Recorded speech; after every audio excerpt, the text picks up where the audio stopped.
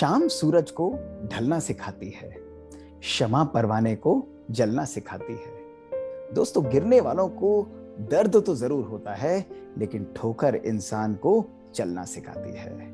ओम शांति। नमस्कार दोस्तों। बहुत समय पुरानी बात है। एक कुशल राजा था। उसके राज्य में अनेकों अनेक विद्वान थे। उसने सोचा कि क्यों ना मैं उनकी परीक्षा लूं कि क्या वो एक मेरी छोटी सी पहेली का उत्तर दे सकते हैं।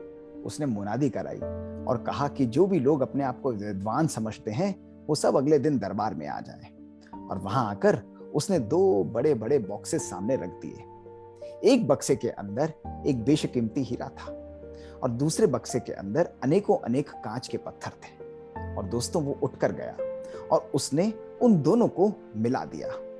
हीरे और कांच के पत्थर बिल्कुल एक जैसे थे। लोग ये देखते रहे और उसने कहा कि भाई, अब आप में से जो भी एक बारी में ये बता देगा कि सच्चा हीरा कौन सा है और कांच का पत्थर कौन सा है, तो मैं उसको इनाम दूंगा, उसको पुरस्कृत करूंगा, वही विद्वान व्यक्ति कहलाएगा। दोस्तों, राज्य में अनेकों अनेक जौहरी आए, अनेकों अनेक विद्वान आए। उन्होंने दिनों दिन उसको ट्राई किया, लेकिन कोई भी व्यक्ति उसका सही उत्तर नहीं दे पाया। और जो देने की कोशिश भी कर रहा था, उसके पास उसका कोई कारण, कोई रीजन नहीं था।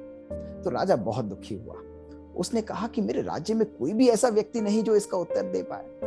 तो एक छोटा सा लड़का वो उसके सामने आया। उसने कहा कि महाराज, इसका उत्तर मैं दे सकता हूं। तो उसने कहा, महाराज, मुझे केवल कुछ घंटों की मोहलत दीजिए। और बक्से को उठाकर बाहर महल के निकल गया।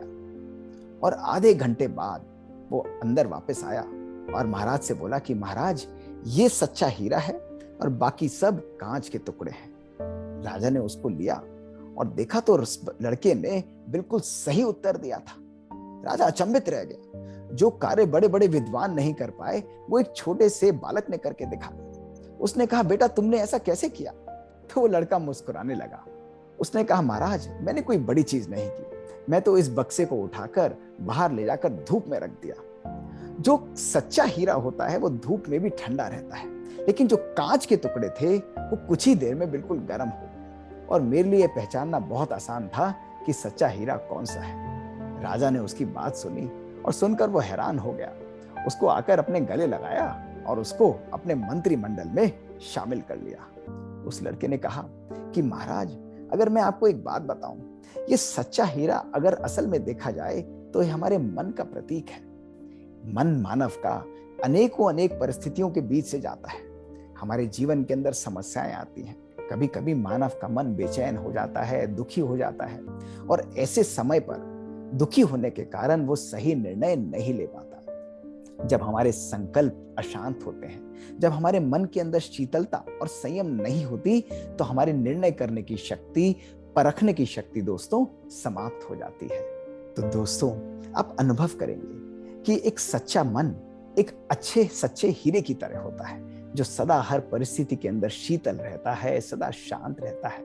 उसके ऊपर परिस्थितियों का प्रभाव नहीं पड़ता, लेकिन वो अपनी स्वस्थिति के द्वारा, श्रेष्ठ संकल्पों के द्वारा, अपनी परखने, निर्णय करने की और समाने और सहन करने की शक्ति के द्वारा हर चैलेंज के अंदर बहुत पावरफुल तरीके से उत्तीर्ण होता है और अपने जीवन को सदा संयम में बनाकर रखता है। दोस्तों, आज ऐसे परिस्थितियों के अंदर अपने मन को शांत रखना बहुत बहुत आवश्यक है। अपने मन को पावरफुल बनाना बहुत बहुत आवश्यक है। और इसके लिए राजयोग मेडिटेशन का अभ्यास हमारे मन को सदा शांत, शीतल और श्रेष्ठ बनाता है, शक्तिशाली बनाता है। केवल दिन के अंदर कुछ पल अपने मन को जब हम ये एक्सरसाइज कराते हैं, परमात्मा की याद में बिठाते हैं, तो हमारे संकल्प बहुत पावरफुल और श्रेष्ठ हो जाते हैं। और ऐसा मन हर परिस्थिति के अंदर बहुत सुंदर रूप से सदा संयम में रहता है। ओम शांति।